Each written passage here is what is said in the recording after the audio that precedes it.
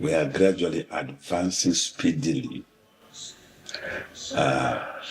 into monarchy.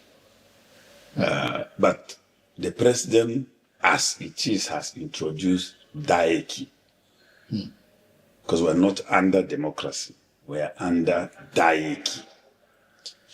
You have some parts of Nigeria governed by democracy, and then you have some part governed by self-appointed dictators who had no business of being there.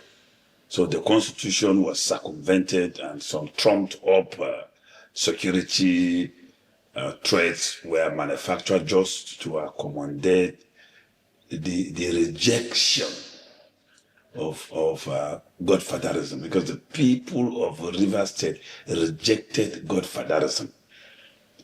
And that was what offended the federal government.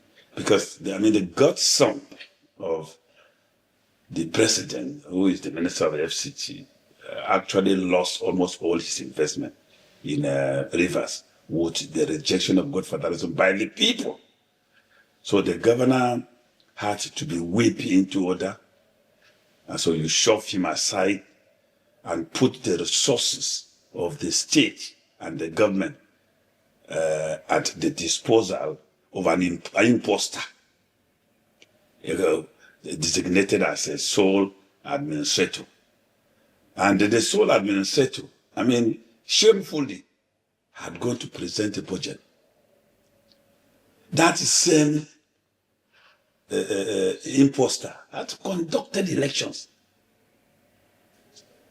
Yeah, how can you give what you do not have? It's an established legal principle. You cannot give what you do not have. The man has no relationship with democracy. So how can he donate democracy?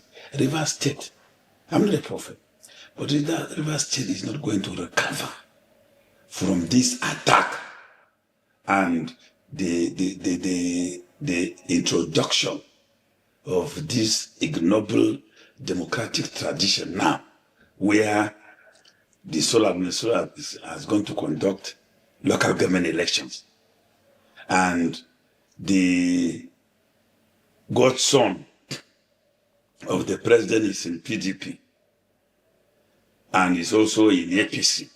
Because when he stands, you see the broom here and the umbrella on the other side.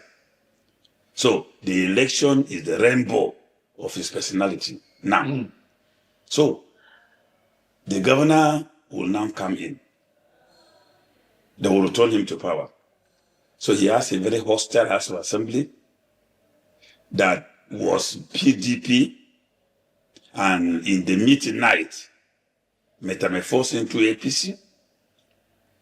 Now they have also succeeded in putting up the local administration in the hands of APC. All this is struggle for the huge revenues of the people of Rivers. It's not about the well-being of the people. I've been to Port Harcourt a couple of times under this same state of emergency, but there has been no evidence of any threat. I even go out in the night to attend parties to test whether there was indeed some threat. I didn't even hear a gunshot for one day.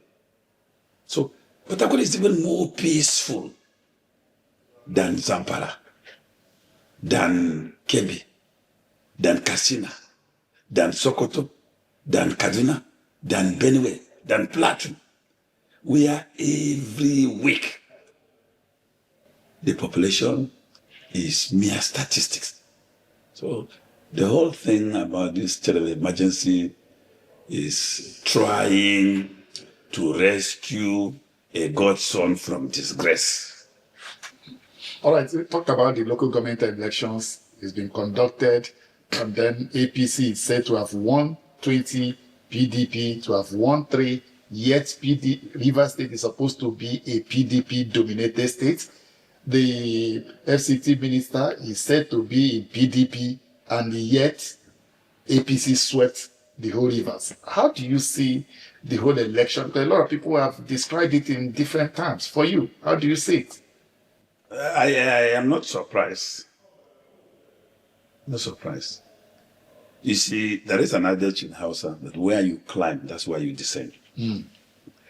Now, let's look at the legal instrument that constituted that illegitimate regime called the sole administrator in Rivers. It was in complete violation of the 1999 Constitution. Complete.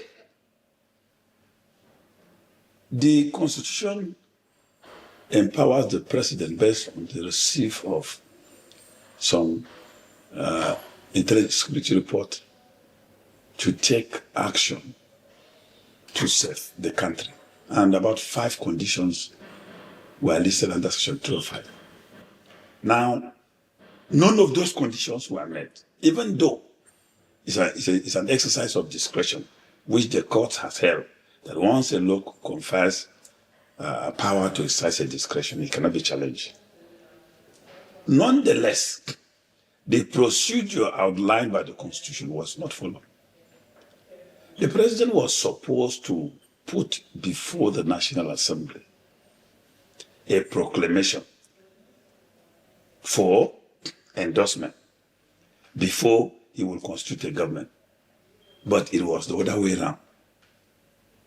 While the proclamation was pending before the National Assembly, we saw the president with some of his family members in a cubicle in the villa inaugurating the sole administrator.